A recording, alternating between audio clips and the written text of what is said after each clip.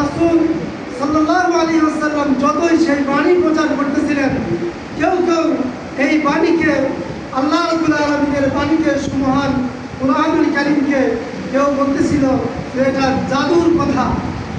এক এক সময় একজন একক রকম মন্তব্য করতেছিল।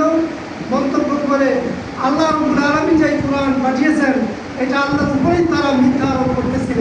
তারা বলতেছিল আল্লাহর কোনো কথা নয়, এটা গণকদের কথা, এটা মানুষের বানানোর কথা, অথবা এটা জাদুর কথা। বিভিন্ন সময় বিভিন্নভাবে বিভিন্ন ভাষায় আল্লাহর উপরে মিথ্যা আরোপ করতেছিল। তাই আল্লাহ রাব্বুল আলামিন বলতেছেন, সেই ব্যক্তির চাইতে অধিক জালেম আর কে হতে পারে যে আল্লাহর উপরে মিথ্যা আরোপ করে। আল্লাহ বলছেন যে কোরআনুল কারীম সত্য, ইসলাম সত্য, কোরআনুল কারীম সত্য। আল্লাহ কোরআনুল কারীমে এই কথা বলার পরেও যারা আল্লাহর উপরে মিথ্যা আরোপ করে, আল্লাহ রাব্বুল আলামিন বলছেন যে তার চাইতে বড় জালেম আর কে হতে পারে।